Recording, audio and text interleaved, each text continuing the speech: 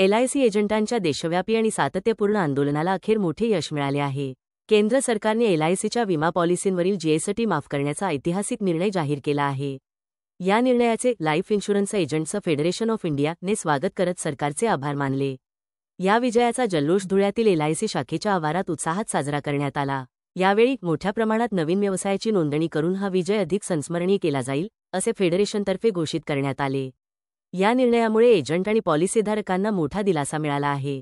हा विजय अनेक वर्षांच्या संघर्षाचे फळ आहे। फेडरेशनने आपल्या मागण्यांसाठी वेळोवेळी आवाज उठवला होता।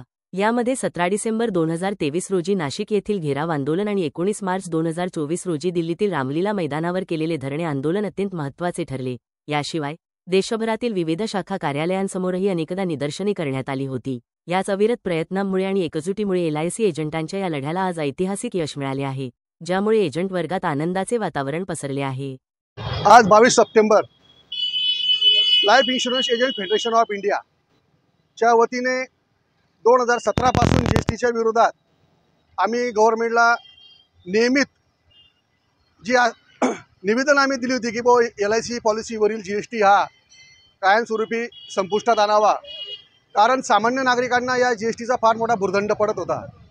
आज समस्त नागरिकांना आज या GSTच्या माध्यमातून एक मोठा बेनिफिट मिळणार आहे। हा GST कमी झाल्यामुळे सामान्य तळागाळातील लोक, गरीब जनता, गरीब मजूर लोक यांना या GSTच्या माध्यमातून एक मोठा बेनिफिट मिळणार आहे।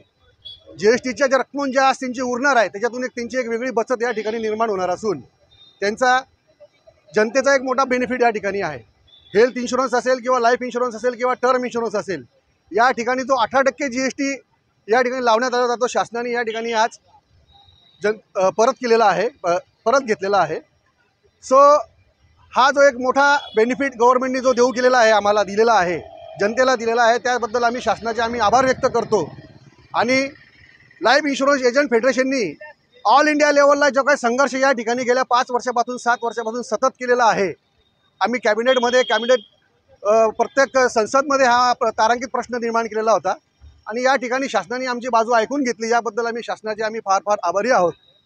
तरी यापुढेही शासनाने आमच्या मागण्यांकडे दुर्लक्ष न करता आमच्या या समुदायाकडे त्यांनी प्राखरपणाने लक्ष द्यावं असं आमची या ठिकाणी विनंती आहे। तरी जनतेला मी या ठिकाणी विनंती करेल की जो हा GST त्यांचा जो कमी झालेला आहे याच्यातून त्यांनी एक वेगळी बचत निर्माण करावी, एक वेगळी नवीन पॉलिसी करावी।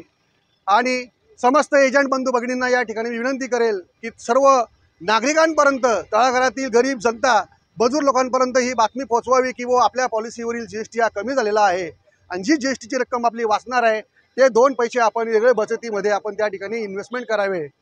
तरी या ठिकाणी मी पुनश्च शासनाचे या ठिकाणी आभार व्यक्त करतो और आमच्या लाईफ इन्शुरन्स एजंट फेडरेशनच्या वतीने आम्ही या ठिकाणी आभार व्यक्त करतो। मी माझी ब्रँच 968 शाखा धुळे व 96K शाखा धुळे या ठिकाणी सर्व एजंट प्रतिनिधी उपलब्ध आहेत।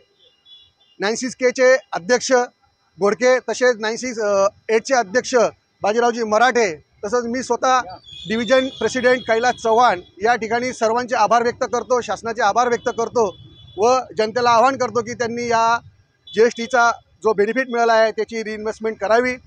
धन्यवाद।